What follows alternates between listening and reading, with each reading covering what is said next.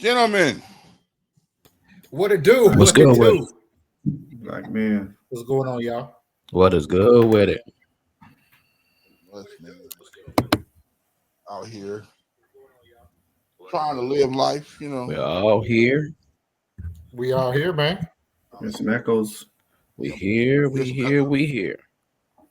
We going live yet? Yeah, we live, but ain't Are nobody we live right now. Ain't nobody watching though. Okay. Yeah, forgive me. My mom's in town, so she just got here, so I've been trying to make sure Okay. she's with it. So How's she doing, man? she good. She just drove all the way from So North good. Carolina.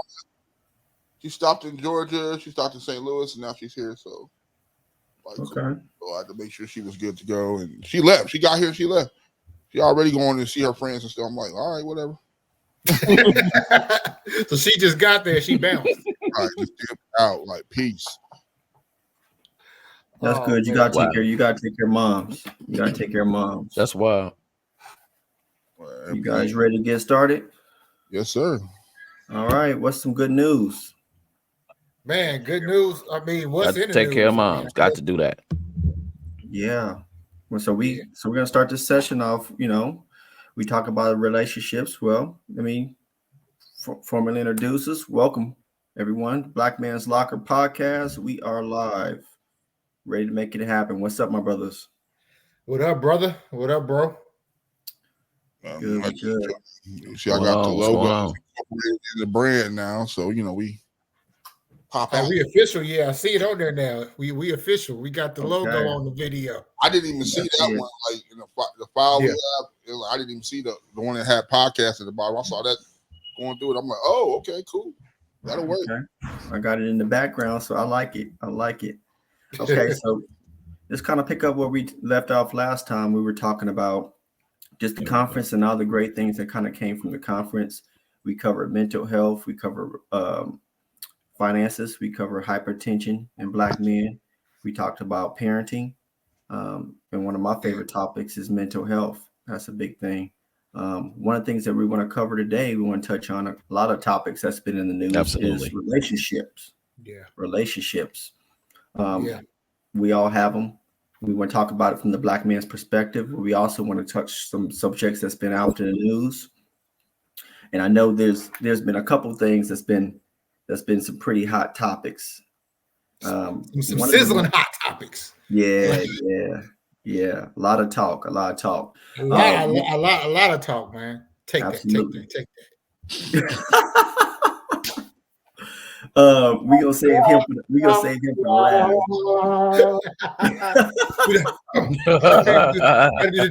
Right. So one of the ones I want to throw out there first is the TikToker JaQ Lee, who is a former teacher that had more than 650,000 followers, that thought it would be a great idea to show a video, a vlogger of him allowing his students to take down his hair. He ultimately ended up not just being disciplined from this, but also being fired from this. And there was a lot of topics that were kind of presented about the boundaries that were being violated. But I wanted to throw this out there to you fellas, but I want to preface with this though. We know how few and far between Black teachers are in the industry, and how the powerful effects that they've had on not just Black students.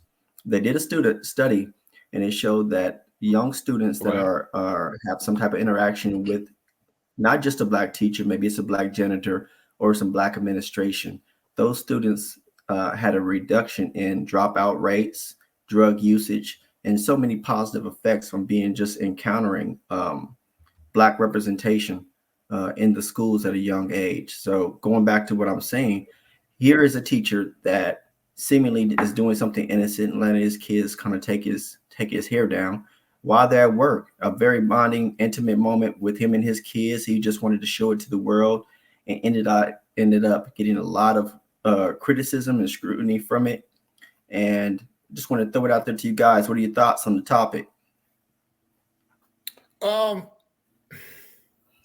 I think, it does show that the teacher, he has a great relationship with his students. I think that's one of the things that he really wanted to highlight. He wanted to highlight, and I even watched a video of the aftermath of when he talked about it, and how much of a good relationship.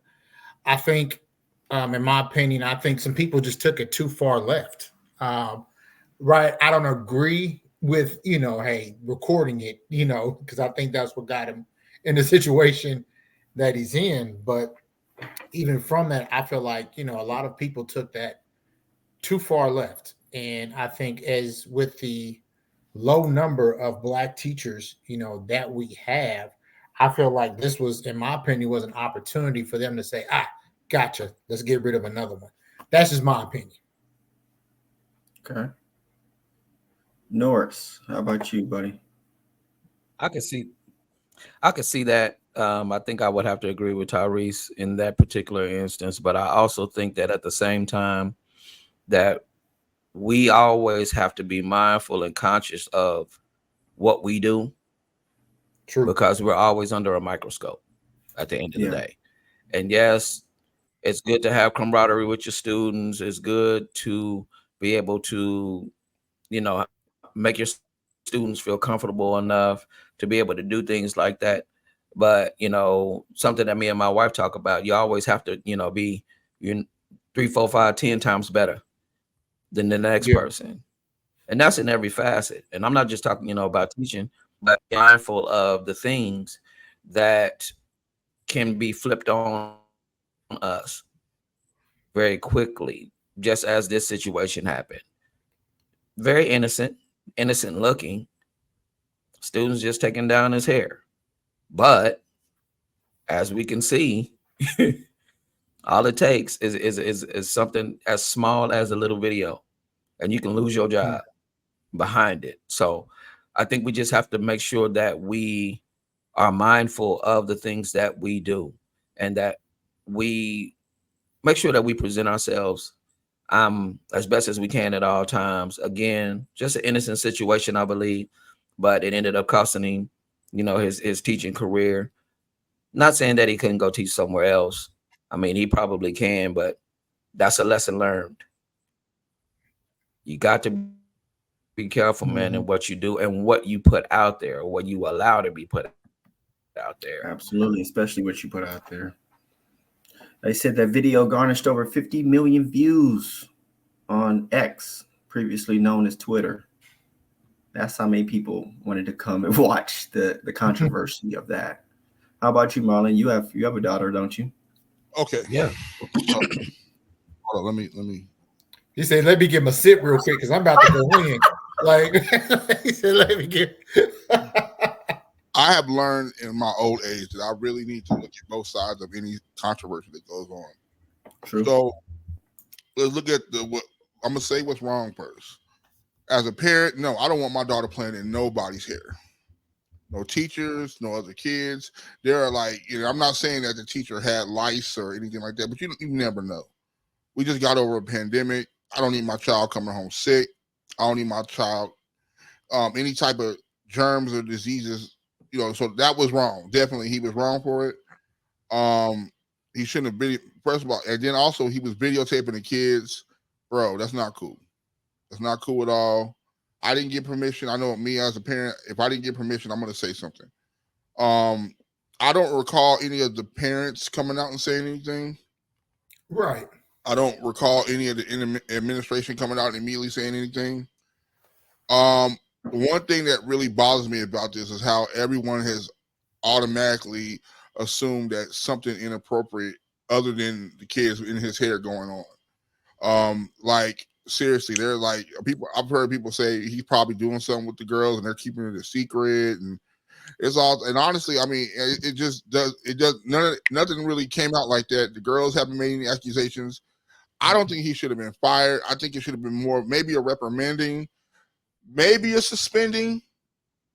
Like Terry said, we definitely need more Black educators out there, and he seems like he's genuine.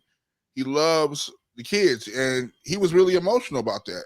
Some teachers are really attached to their jobs, and they're attached to the kids. You know what I'm saying? One of the things when I left Wichita Children's Home, I was attached to the kids. I love working with the kids. I wanted to see them thrive. I work with a lot of teen boys. They're going into manhood. So for me to leave, it really hurt me because I had a couple of boys that were really dependent on me, and I was really helping them out keep their composure. And I didn't know what was going to happen to them. Luckily, they turned out okay, but at the same time, he should have been reprimanded. But I think social media and everything with the Me Too movement, this stuff is becoming dangerous to the point where men, we can't even make mistakes, And he made the video, and it did seem innocent. They were taking his hair down.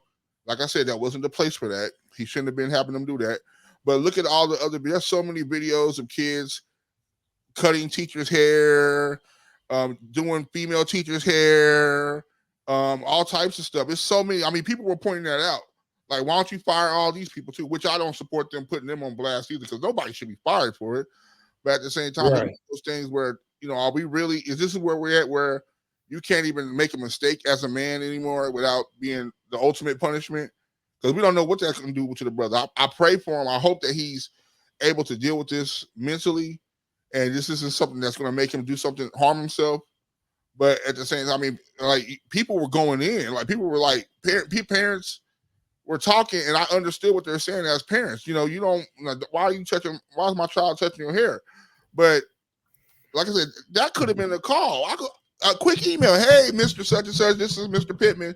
I noticed that, my daughter, you had a video of my daughter in your hair. I really appreciate it if you didn't do that. You know what I'm saying? But I understand that, social media, but I have other concerns and stuff. And, now if he did it again, then we would have to escalate it to, well, I told you once, you didn't do it. So now we got to bring in your boss. If your boss don't do nothing about it, we're going to bring in his boss. And then maybe we can go on social media and go on a rant. But now it's like, y'all got, and then people are proud that he's fired. That really bothered me. I think I'm going to use the lines of a popular hip hop song. It's cool when they do it, but it's a problem when I do it. Mm-hmm. Hey, we know the rest of it. I think, Marlon, like you were saying, there's so many other different videos. I've even seen some. I've even seen a video of teachers that was twerking on students, but these teachers still got jobs. So it's like you said, Marlon, it's not just as a man, you can't make a mistake. It's let's be a little bit more specific.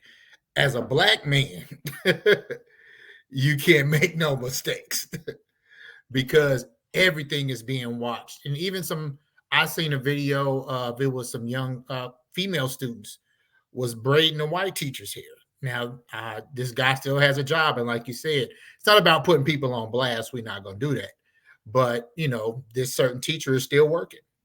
So I don't think it's as black males in the educational setting, as being teachers. It's like you can't make not one mistake. And as soon as you do something that they don't like, then it's like, gotcha.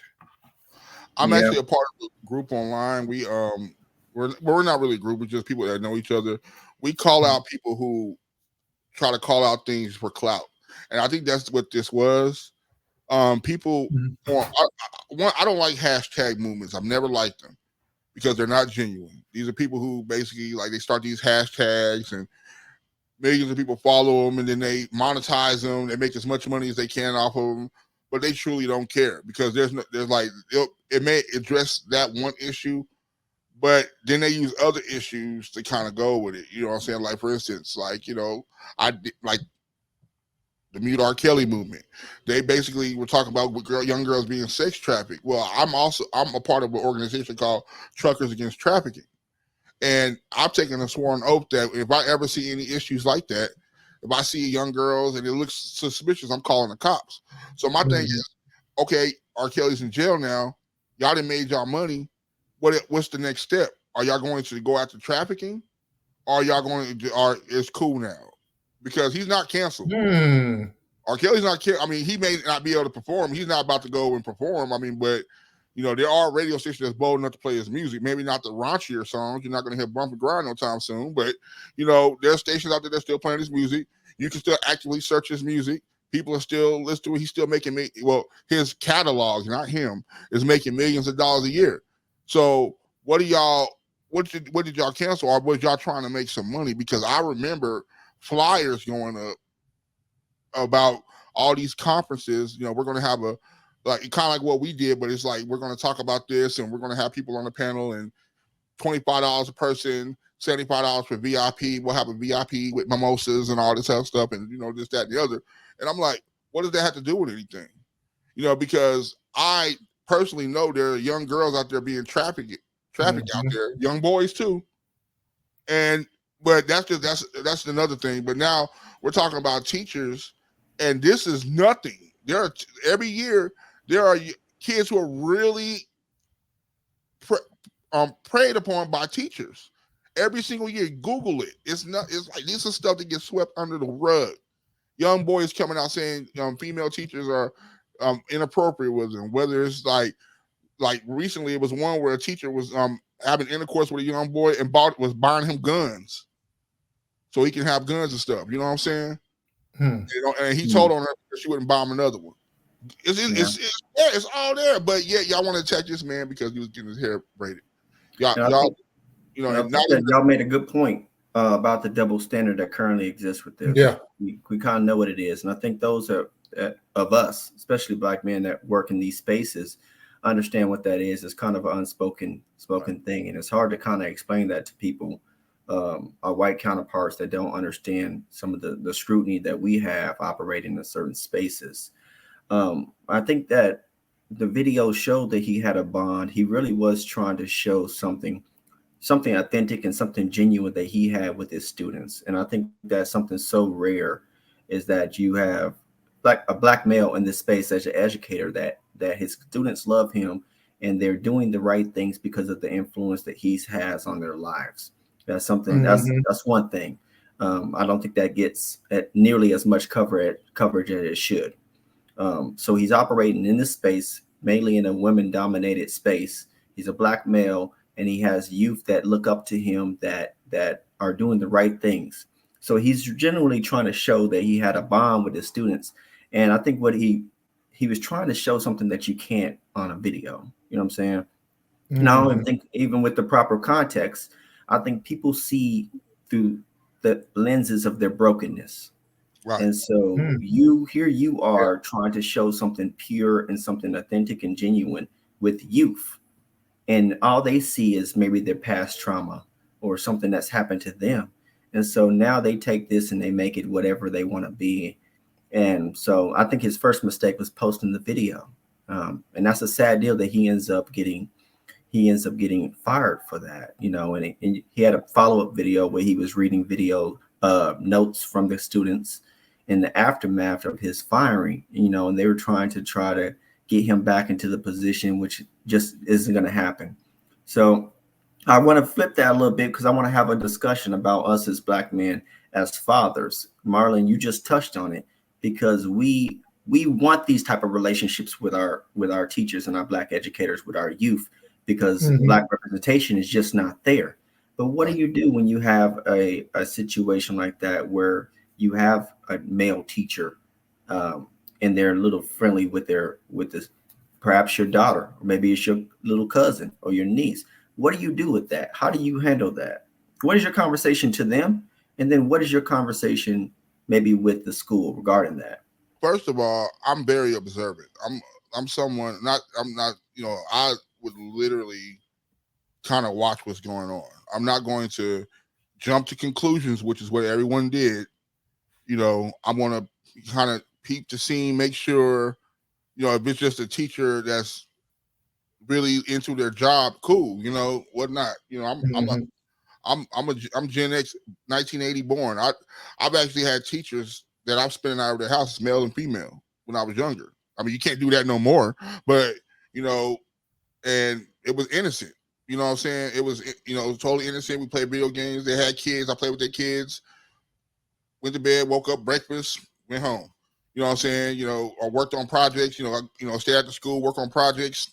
innocent. Ain't never had a teacher do anything to me, even in the 6th grade when I was stupid and saying, "Ooh, it's such and such," But I would observe the scene. I would make sure that it's somebody that I can definitely trust. And if I feel like it's overstepping the boundaries, even just a little bit, I'm going to intervene at some point. I mean, luckily for me, I have daughters who they're not going to play that. They know inappropriate touch. They know inappropriate conversation. They're not going to sit there and entertain any of that. They're going to like immediately alert us, which my daughters have. They let us know, hey, this isn't right. This is going on, and I can intervene on it. But I'm not going to. I'm not going. I'm not going. I think it's important that we don't jump to conclusions because you can make yourself look like a fool, and also it's a point where even if the teacher was a parent, they're on high alert now. So my thing is, I'm not saying put your kid out there, but at the same time, just kind of see what it is. Like why is he so close to this? Is it just my child? Is it a bunch of kids? Or is he just a nice teacher? Because it seemed like dude was a nice guy. I don't think he was like doing anything where, I hope he wasn't doing anything where, okay, inappropriate and the kids are keeping it secret. I hope that's not the case. I didn't get that out of him. I didn't sense that energy. But like you said, just kind of touching back what you said recently, everything's not for the internet. And I don't think, because I think this all started with a picture or something of him getting his hair done and then he posted the full video. I'm not sure. But everything's not for the internet. And some people just literally sit on here just to find things to complain about. So, but yeah, I definitely would have investigated a little bit more before I jumped to conclusions.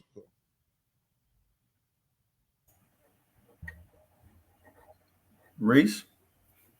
I would say, well, honestly, I actually had a similar, not similar, but a situation came up with one of my children, to where the teacher was very, very friendly, with the students.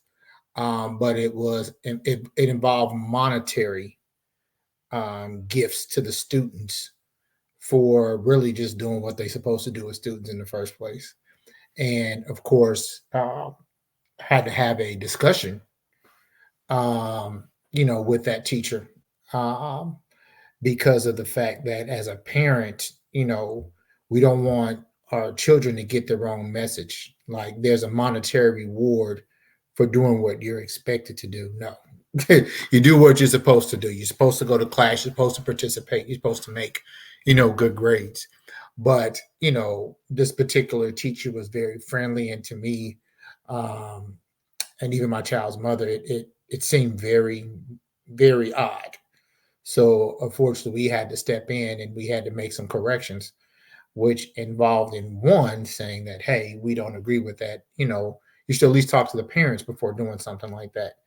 Two, a little weirded out by that. Yep, gonna take my child out to class. And that's what ended up happening, because we just felt like there was a boundary that was crossed by that particular teacher with the students.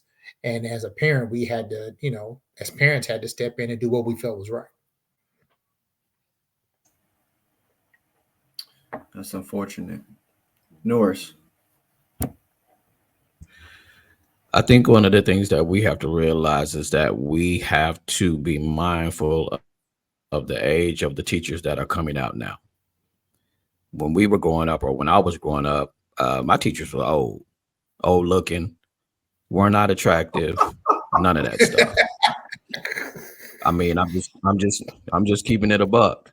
You know what it's different now. But in today's society, we have a lot of younger teachers that are, they're coming out. We have a lot of younger teachers assistants that are coming out. Some of them are still in college.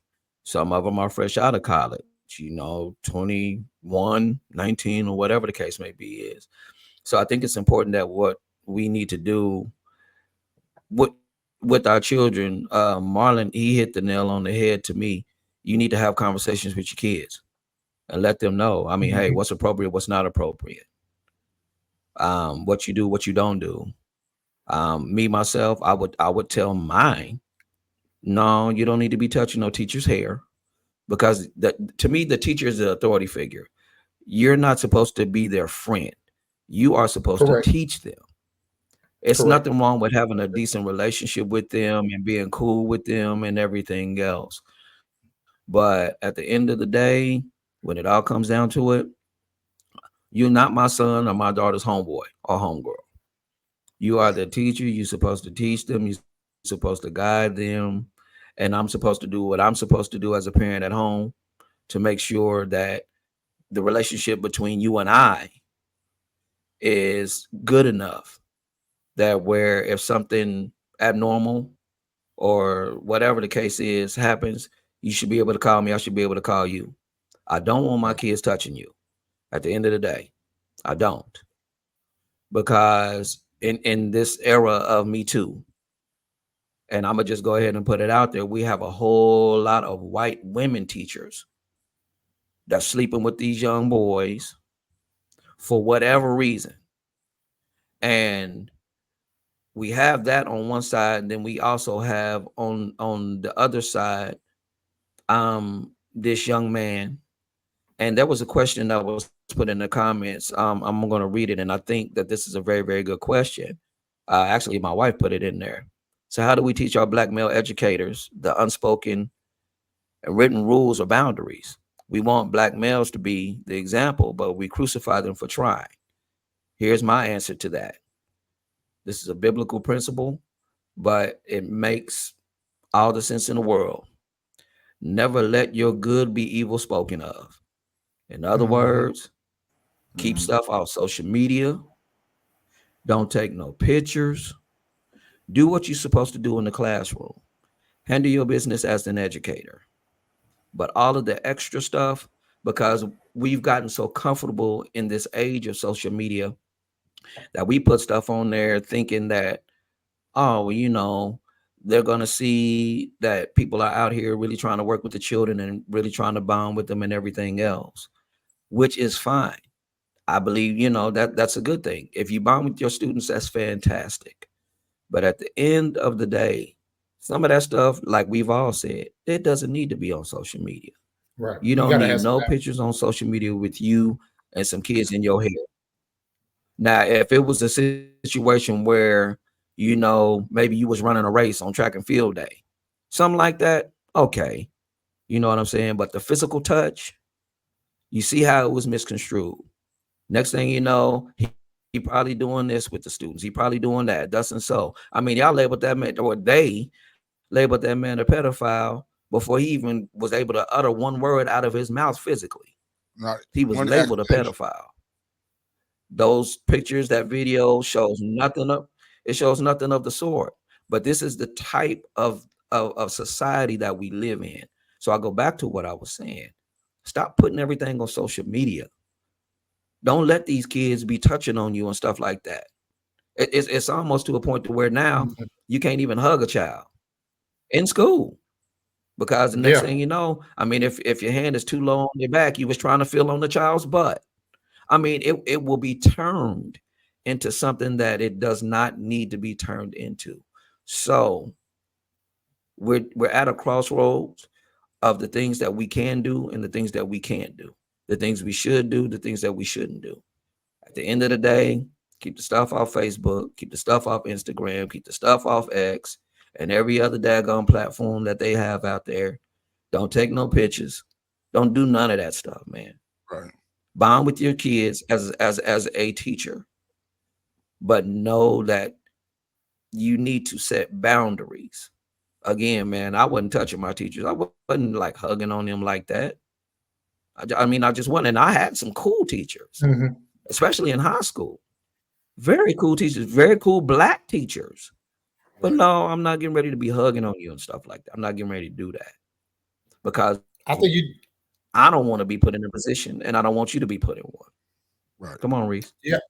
I think you just said something key, Norris, as far as like you're saying, with making sure that we're not, you know, students or teachers are not putting things on social media. You shouldn't post it. But I think even and it shouldn't come to this, but again, just to protect, for male teachers to protect themselves, one, you got to have the boundaries, because just as nowadays students, they got their cell phones. So it's not just the teacher that can actually post something. You got students now that got cell phones in their classroom. They video record and taking pictures of everything, and the wrong thing can be taken the wrong way. So not just by the teacher posting something, but students. So I think the key is just having boundaries. And you said it, Norris, back in the day, our teachers was old, and they had old names too. Barbara and Miss Green and Miss Gold. it had old names. Not the old names. They had the glasses and the wigs, and they walked real slow across the classroom because they was older. Covered. But now it's like you said, the teachers now are a lot younger, and you just can't be it's okay to be their friend, but you have to be that authority figure. You have to set some type of boundary and set some type of guidelines, because at the end of the day, that's part of the trouble with some of our young students now. You got the teachers trying to be their friend and their parent trying to be their friend and have no authority nowhere. So they're acting all crazy in the schools, but that's a whole nother podcast. We ain't go into that one, but I wanted to add real quick before we carry on. This kind of goes with parenting as well. Because one thing I've noticed, another thing that's happening on social media is a lot of people are coming down on parents for basically teaching their kids. I know a lot of us don't agree with it, but about a month or so ago, there was a whole controversy about the woman that was showing her that let her daughter do the waxing. You know what I'm saying? Which I totally don't agree with. I definitely don't agree with that at all. However, like I know this lady who her daughter actually does the her mom does like blood draws, and her like 10-year-old daughter knows how to do it, but she won't put it on social media because you already know what's gonna happen. You know what I'm saying? And like I know cats that raise their kids out in the country. The kids like 9 years old can drive a CDL vehicle better than me. You know what I'm saying? But then I put it on social media. You know what I'm saying? Like I'll never be against a parent teaching a child a trade or something that could help them make a lot of money. And then with the social media being so open now, one thing that we all forget is that we're all different. Even the four of us in this chat right now, we all don't live the same life. We don't walk the same path. So I'm pretty sure there are things that one of us does that the other three don't agree with. But at the same time, I think social media is a whole big world. So like you might think that's cool.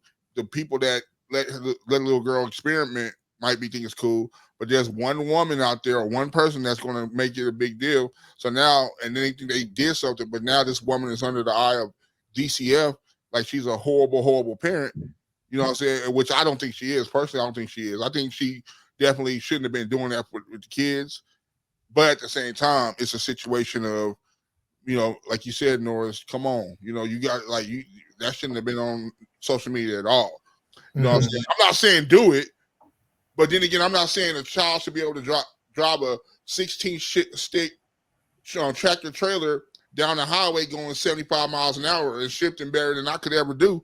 But my thing is, people backing out when we were younger, that's how parents was. Back in the day, our parents might have learned some stuff. You know what I'm saying? And, that's just my opinion. I mean, y'all can say I'm wrong, but I feel like, just stop posting stuff on social media. Y'all just want to get famous. Check it out. All right. We got to wrap that up. Because we have a super hot topic. 54-year-old Sean Diddy Combs in the news again.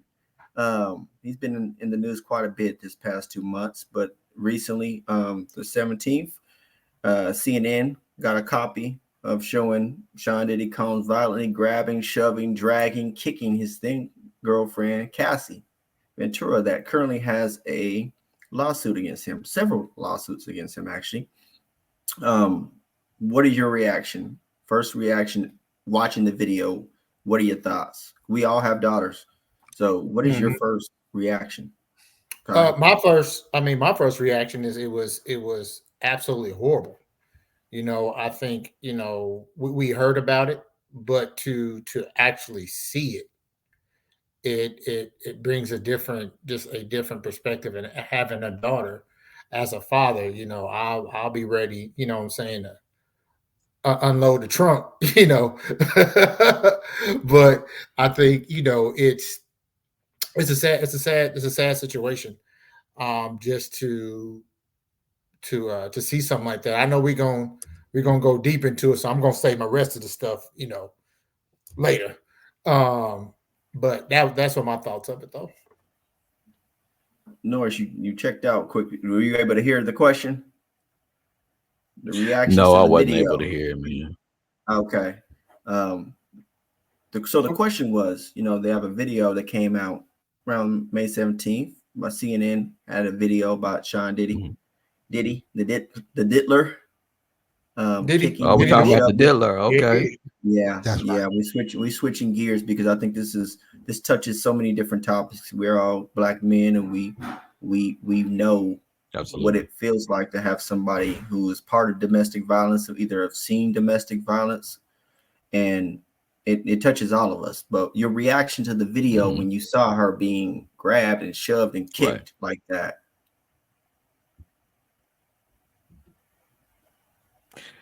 Well, if I'm being honest, and I know this is probably going to rub a lot of people wrong, but if I'm being honest, it's not surprising to me. Okay. And I'm just going to keep it a buck. It's not surprising to me.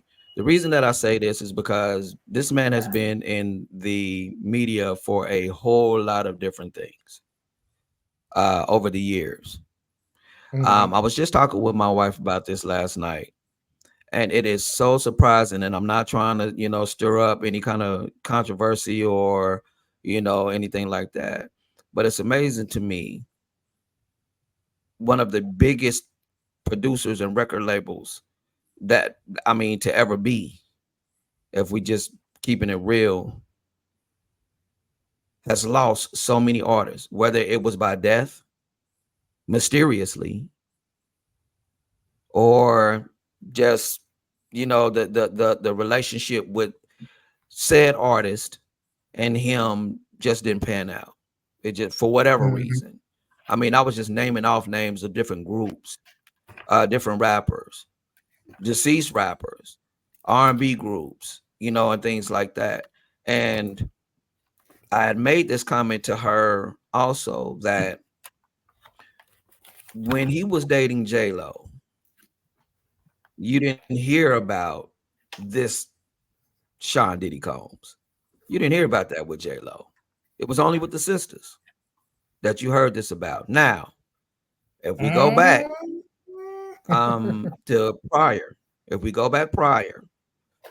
the whole situation with Sean, and Marlon, you can correct me because I know you know about it.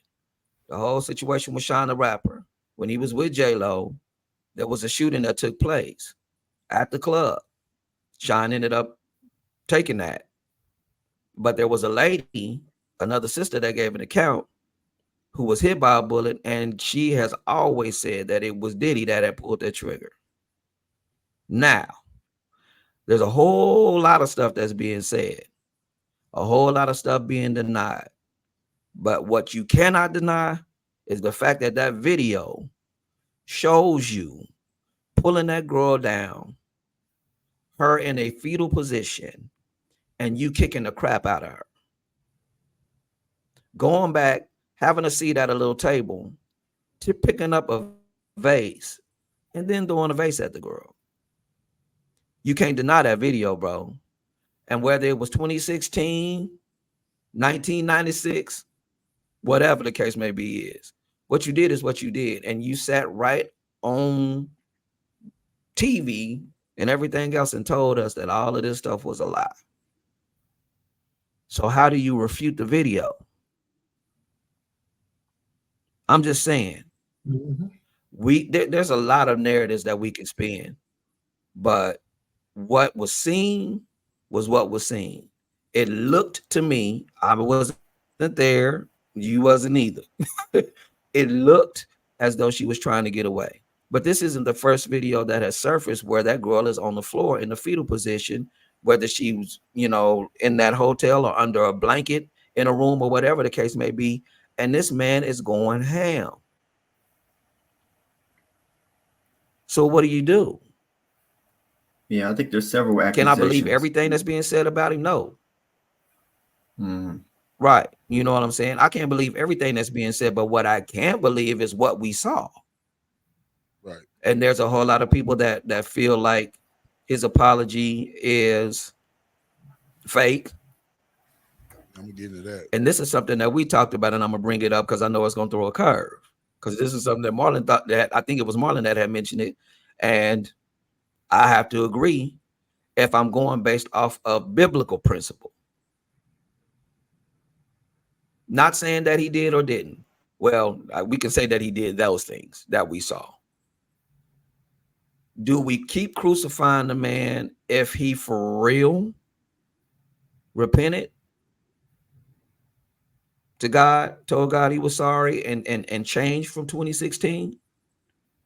Do we keep on crucifying him? Because now that this has come to light in 2024, years have passed.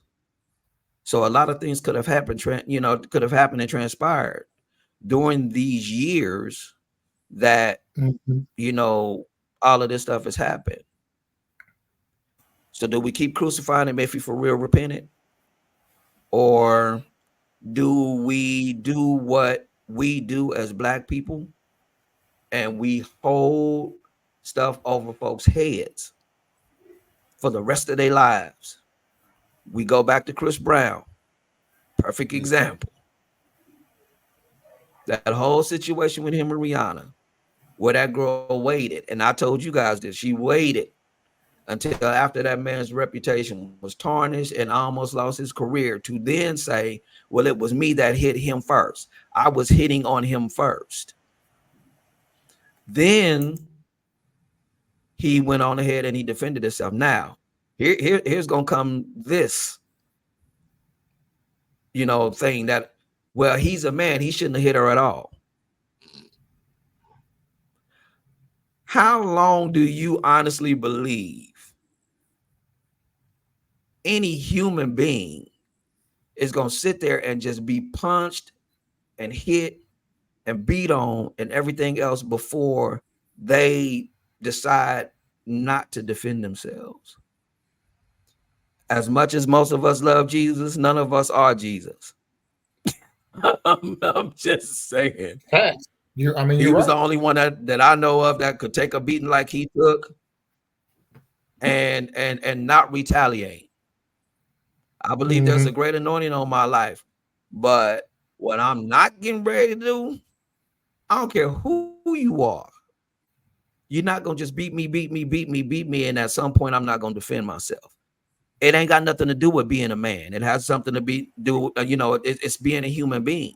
And at the end of the day, I have the right to defend myself if you trying to whoop my head for whatever reason. Not saying that he was right. I'm not saying that Diddy was right at all. I'm not saying that Diddy was right at all because we don't know what happened prior to this. That hasn't been seen. But what I do know is that at the end of the day, from what I saw, going back to this video, he was dead wrong for what he did. Dead wrong. Shouldn't have put his hands on him. There's other ways, you know what I'm saying, that he could have handled that situation, I believe. But again, because we don't know all of the facts, we just know what we saw. It creates, a lopsided view. I think that's my thought. Sitting here watching that video, I think what I was looking at is the characteristics that he's shown us. And so he's been able to keep a lot of stuff kind of swept underneath the rug. What I saw in that video was a madman, someone whose mental health is extremely suffering. True. And that did not care what type of injury he dealt to this young lady. And this was 2016. So she has a lawsuit with several things, accusations, right. Claiming that he's done several things to her, human trafficked her, made her have sex with other men, all these type of crazy, demonic type of things. And so even if we were just to confine what we think of him to this video, that's insane. And I think there's several conversations that could be had because there's a conversation that has to be had about accountability.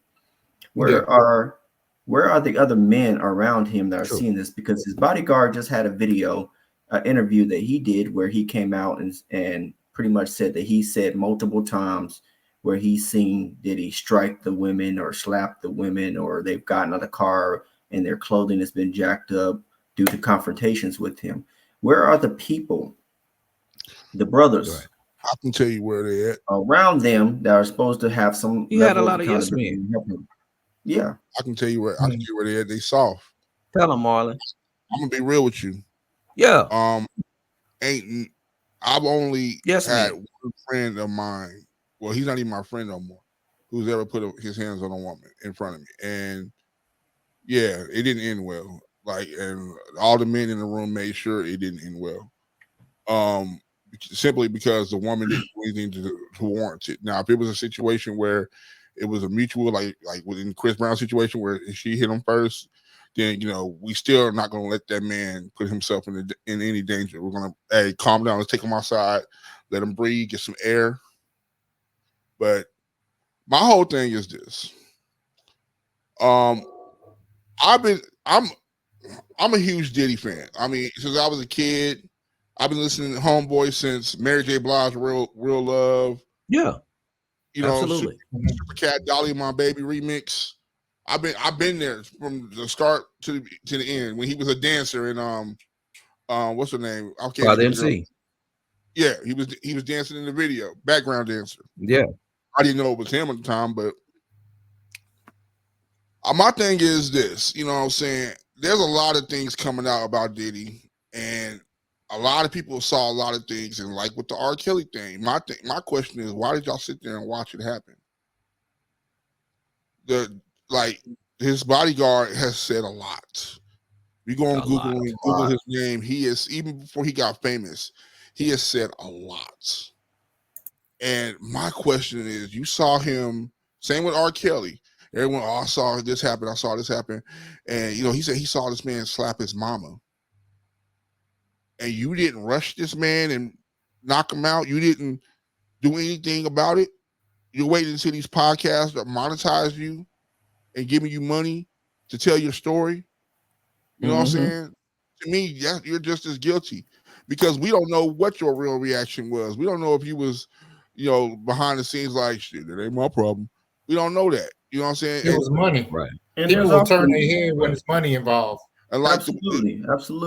But I think there's another aspect that you want to throw out there too. I'm going to kick it back to you, Marlon. But for him, what happens if he says, I stayed in those situations so that I can intervene every once in a while? What do you say to him if he pitches that to you?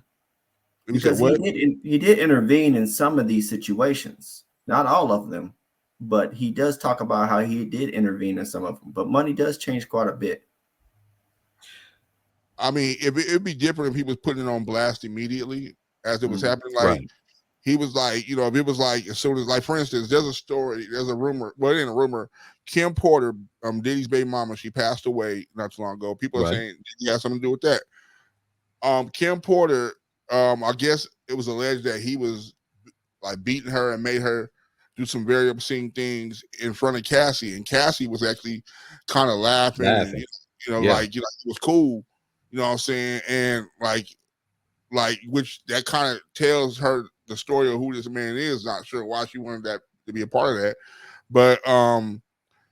but Deuce said he saw this. He said, I saw him beat Kim and Misa. Misa's his other baby mama. She was the first one. I don't know if y'all remember the Big Papa video, the chick with the blonde hair. The light skinned chick with the blonde hair. Yeah. Which, by the way, he was over 20. He was over 21, and she was like 16 when she had his babies. So that's just that's another story. But my thing is, it's been going on for a long time, and it seems like nobody's really caring about it until now. And now that it's profitable to tell your story, everybody's talking now.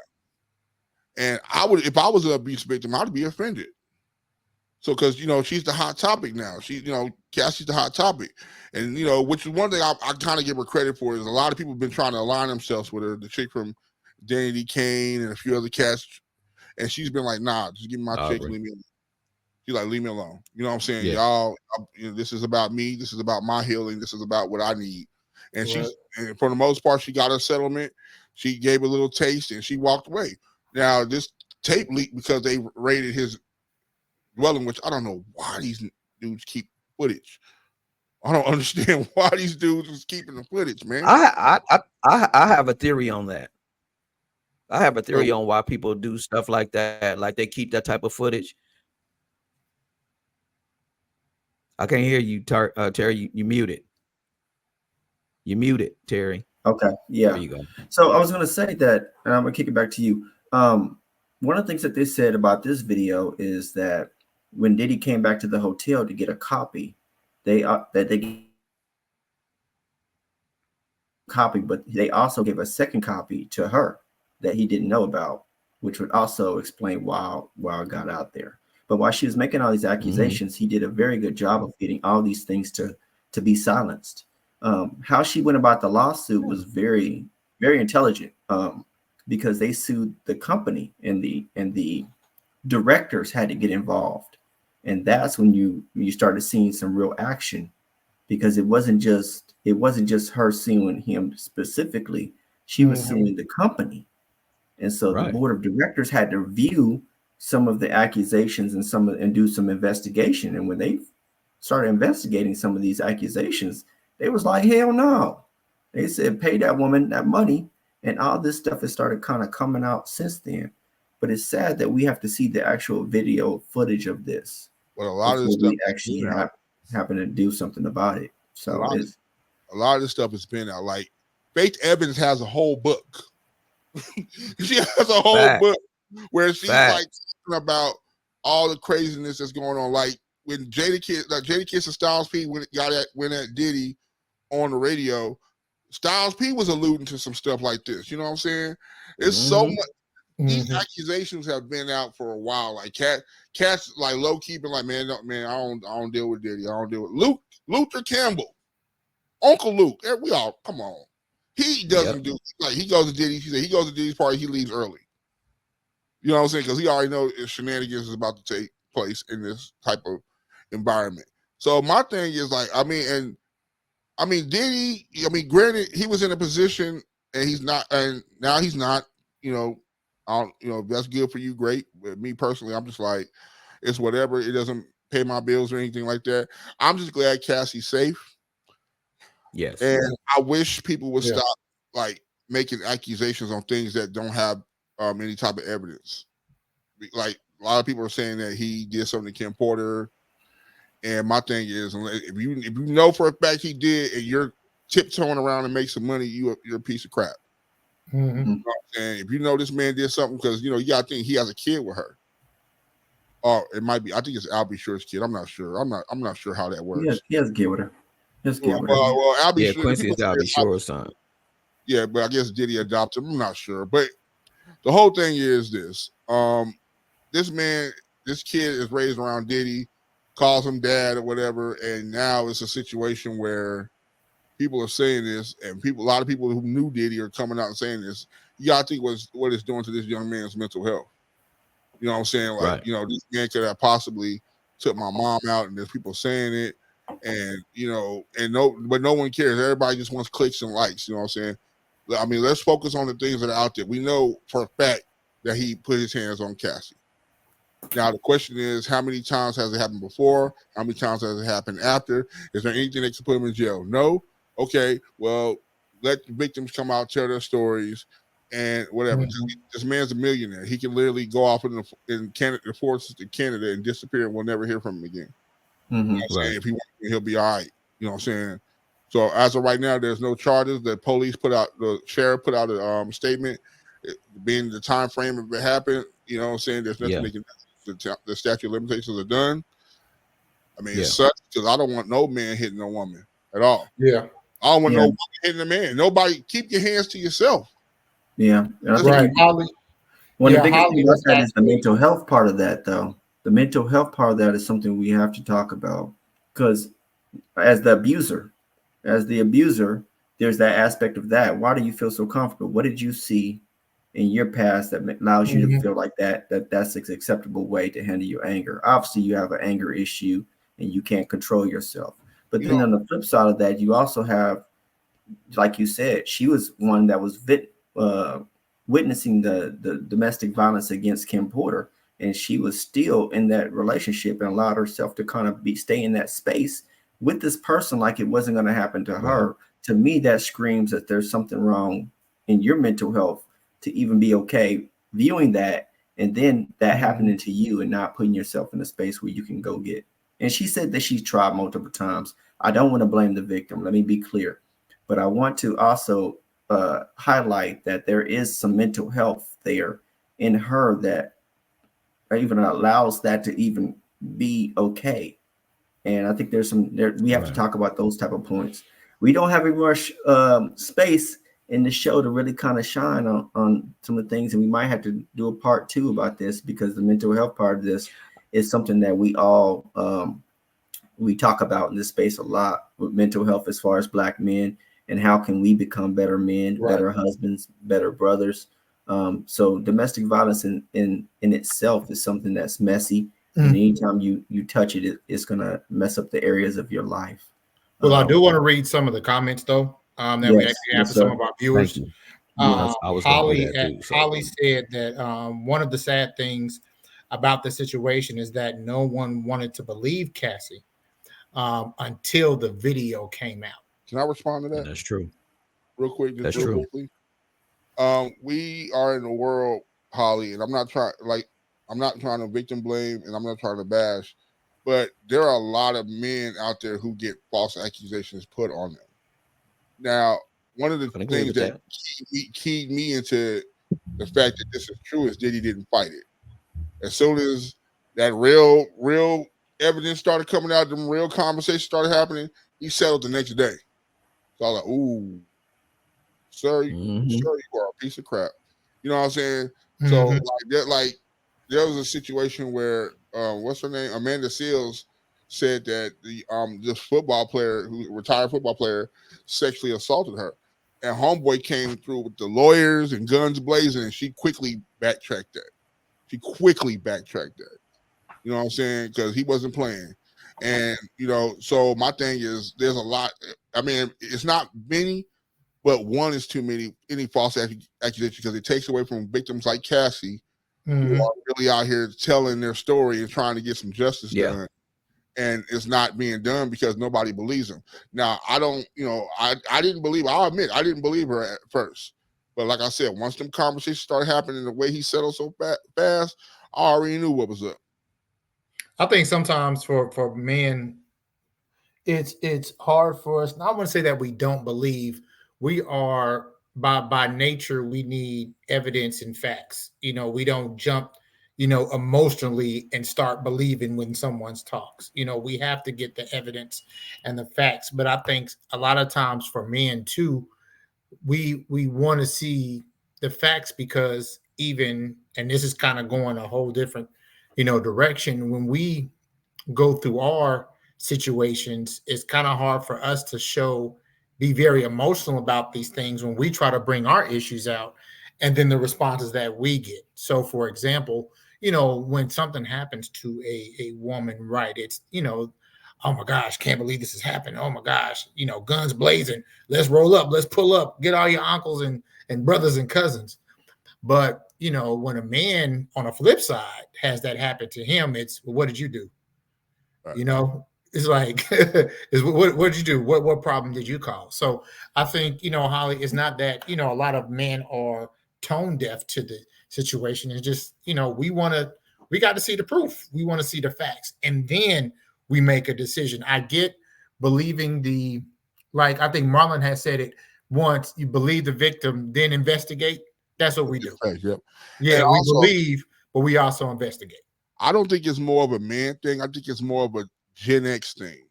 I think it's us, because we grew up wanting to know the facts. You look at Mike Tyson, you look at Tupac, you look at O.J. Simpson. You know what I'm saying? We want to know maybe not O.J. Simpson, but we want to look at the facts of everything. Like you look at the Mike Tyson situation. This girl said he raped her, and then it came out that it was some BS. You know what I'm saying? It was like, her story didn't make sense. She went to his room at 2 a.m. and he punched her. This is Mike Tyson. This man punched you and there was no marks. You know what I'm saying? but he still went to jail. Tupac, same thing. The girl came out, which by the way, she actually was on Vlad, and she recanted her story, and she tried to get paid off of the whole controversy with people ate her up immediately because she was posting with his mural talking about thank you for everything and some weird stuff like that, and everyone ate her up to the point where she had to take all her social media down because it was like, wait a minute, you telling the dude you accused of rape, thank you? You know what I'm saying? Like, what's wrong with you?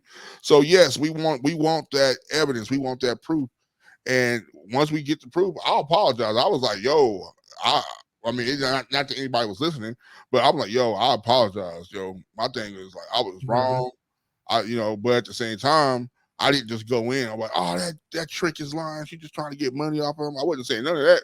I was just like, it's kind of awkward. And he paid her. Never mind, he did it. You know what I'm saying? So it's like, right. Norris. I mean, I'm just sitting back looking at it, I'm just sitting back looking at it because oh man, I mean, we could go for days on this, man. But when all is said and done, go ahead. What was you gonna say? I think like you said, we could do a whole part 2 of this because my thing is, let's just keep the same energy surrounding this same subject matter with everybody. I'm sorry, you can't be mad at Diddy, but then turn around celebrating Blueface and Krishan. I'm sorry, that's just facts. I'm saying you can't. I mean, you can't. Also, you can't. You shouldn't take your energy on Diddy like this when you got family members that are doing the same thing, and you got people in your life, your personal life, just doing it. To protect your sisters, your daughters, or I don't know two people are letting it happen to their daughters, but protect your people out here. You know what I'm saying? Don't just and also if you're a victim and you're riding behind this and using this as a catalyst for your pain, go get some help. Get male or female. No love is worth that at all. No love is worth being hit on all the time. Yeah, toxicity. The toxicity of that is just amazing. How we celebrate that type of toxicity by engaging and watching these platforms that have these black faces fight, argue, and hit and kick, and then we tune into that crap. And it's kind of sick as a culture, and we have to kind of get that type of nonsense out. I know you brothers ain't watching that nonsense, but we know some who do. And so, domestic violence is not a game. Not like with Cameron, he did the little interview. I think everybody laughed at him because he was kind of foolish on that. But think about it. They brought this man on CNN, of all places, to ask him about Diddy, somebody he knows, but he doesn't really know. You know what I'm saying? Like he said it in the past that he's never really dealt with Diddy. When he got signed, Mace brought him to Biggie because Biggie was supposed to leave Bad Boy, and him and Un was supposed to start Undia's records or whatnot. So it was a situation which Cameron was signed to Undia's. So it was a situation where they brought him on the thing, and he thinking that they're going to talk about his show because he has a very popular podcast with Mace. It is what it is. I love that show, and you can watch the show and see what type of dude he is. They would have been better off trying to get Mace on the show, which Mace probably declined because there's nothing else to say. You know what I'm saying? Like there's nothing else to say. So you got to watch the media that you tune into. You know what I'm saying? Yeah, Cameron looked like a fool the way he was, but that's Cameron. I've seen him on important news formats where he totally bombed. You know what I'm saying? But at the same time, you can't ask people like that question because it ain't that he don't care. It's just he's like, why are you asking me these questions? You know what I'm saying? And I get it. He could have handled it a little bit better. He might want to invest in a publicist or someone to. Yeah, he had to do Abby like that, man. Nobody really expected anything serious to come from Cam, though. At least have a publicist that step in and say, he won't be answering that. Something. You know what I'm saying? We didn't expect no revelation to come out from Cam. So look, I can't take Cam serious because he said Drake won the rap battle. So I definitely can't take Cam serious. There you go. What did Dave Chappelle say? We talking about 9/11 happened. He said MT been trying to interview Ja Rule. He's like, oh no, 9/11. What are we gonna do? Someone talk to Ja Rule. So I was like, yeah, like I mean, this is like we need to be talking to lawyers, seeing hearing lawyers, and we need to bring close to the situation that we want to give some insight. Not somebody who came in on the tail end of that part of Bad Boy era and never wasn't really around. You know, because I sure wasn't checking for Cameron's comments at all. So, all right, fellas, our time is near. Man, we had a great show, man. I thought we had some good topics. I thought we covered some great conversations. I feel like there's more that we can continue to pull from this that we can add to our other shows, because domestic violence is something that we don't condone, that we as men of character and stature, we definitely don't allow that to even happen in our presence. And so that's something that we definitely have to stand up and speak out about, you know, not just as individuals, but in our homes. And so I'm excited to be part of what we're getting ready to launch. We have a lot of exciting things getting ready to come forward. We're having conversations with men in different places, and we're getting ready to really kind of let some things explode with what we have going. So you guys stay tuned. I want you guys to kind of wrap it up with your final thoughts, and we'll bid our viewers goodbye. All right, well, I'll go first. So final thoughts is just for anybody, because we never know who our viewers are. Anybody that's experiencing any kind of abuse, don't stay there. Please gather around your village, get around your family, call the authorities. But no one should ever stay in a space where they are being abused, that's male or female. You know, you should not be in any place where abuse is taking place. So again, we all have zero tolerance for that.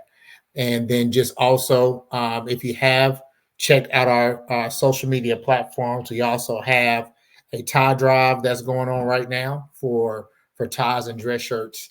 And the reason why we're doing that is so many Black men who leave the prison system and from transitional housing or fell on hard times, sometimes don't have the attire to get back into the workplace or even just to go to a simple interview. And we want to make sure that we're doing our due diligence as brothers to be our brother's keeper and provide them with some type of resource or something that can help them during that interview process. So you can reach out to any one of us if you'd like to donate tie, donate dress shirts, new or gently used. Please do not send us no raggedy stuff. If you know you're not going to wear it, don't send it. We really want to be a blessing to other Black men and to help them. So that's all that I have. All right. Norris. I would just say, man, I was going to actually talk about the tie drive as well. So, you know, we'll reiterate that. And, you know, I would just leave here saying, you know, one of the things that I was always told when I was growing up, man, is that you don't never have to chase down a lie. You don't have to. Mm-hmm. You never have to chase it down. You know what I'm saying? Because truth is going to reveal itself whenever it's time to reveal itself. And so, you know, with all of the things that we are seeing, you know, in social media and just around the world, you know, just be mindful before jumping to conclusions. Make sure that you have some facts that you're able to stand on. You know, because a lot of the times with what we've seen, you know, there's been a lot of stuff that's been said, and people are really, really quick to jump on bandwagons now. Really, really quick to jump on sides and take sides and everything else just based off of what someone has said. And so, you know, just be mindful of that, you know, before jumping to conclusions, you know, unless it's something that the Lord then told you himself, yeah, that person's guilty, you know, weigh it out and let it, you know, come forth, and it will. Just to kind of reiterate what Tyree said, I'm gonna direct this to That's women. all I got. I'm gonna direct this to women out there because I feel like there's this influx. And I actually asked my son's mom about this because she is a victim of sexual assault. Not to go deep into her situation in the past, but I asked her her opinion on it because I test a lot of my questions out on her because if she gets offended, I'm sure not asking out in public. So I asked her, why do women, and this is in regards to Cassie kind of knowing allegedly who Diddy really was, and I asked her, why do women put themselves in this type of situations? Like, I don't know. I've had situations where my homegirls have hung around people, and I've told them, don't do it. Don't go. They're bad people, and it always ends. It never ends good. Whether it's they end up in jail, whether they end up with something that they didn't want, and and she was just like, she gave me some real good insight on that. So my thing is, ladies, please don't be around anybody that you don't feel safe around. If you like, it's not, the VIP ain't worth it. 5-star hotels ain't worth it. Being in the limelight is not worth it. Diddy is not the only one. I dare even say he's not even the worst one. Because if you do your research, there are a lot of men and women in the industry that are horrible, and their track record proves it. And it just hasn't came to surface yet to where this new generation can see it and say something about it, or maybe they don't care. I don't know. But it's a situation where I don't want any. I teach my daughter that all the time. She's about to go out to college. She got 2 more years. She's going out to college. Nothing's worth your safety. She's going to have my Uber account. So if you ain't got no money and you need to get away from somewhere, call an Uber. It's on me. You know what I'm saying? But dudes holding you hostage, call 911. Get away from them, call 911. Go to security. Nothing's worth your safety, ladies. You know what I'm saying? We want to see y'all thrive out here. We want that number of domestic violence victims and women who are coming up. We want that shit gone. We want it gone. Because, people act like they don't care until it's their child or their sister or their mother or their cousin. You know what I'm saying? So definitely want to see y'all be safe out here, no matter how old you are. And, we got love for y'all. Black Men Locker loves y'all. So for real. Absolutely. I think one of the things I want to put out there is there actually are some resources that you can get help with. Because as he just talked to, for our young ladies, there's also men that are in relationships with women, very angry women. Don't put yourself in those type of positions, because if the police get called, you're not guaranteed that they'll hear you through, and you can end up going to jail or getting something on your record that you don't need. So if you are in a toxic relationship and there is domestic violence, whether you're the male or the woman or same sex, whatever your situation is, make sure that you get support and you get wise counsel on how to handle that and exit that as soon as you can. You don't need, your life is not worth that. You deserve a healthy, functional relationship where abuse is not there. I want to put the number out there. There's a national domestic violence hotline, 1-800-799-SAFE, which is 7233. So again, 1-800-799-7233. That's something that you need to keep that number handy, because sometimes, you don't get to always dictate the situation that you find yourselves in, but you need to have some resources available to you. So this is the Black Man's Locker podcast signing off. We appreciate you guys tuning in. You're going to have great things in store. We appreciate you. Peace. Thank you for joining us. Peace. Peace.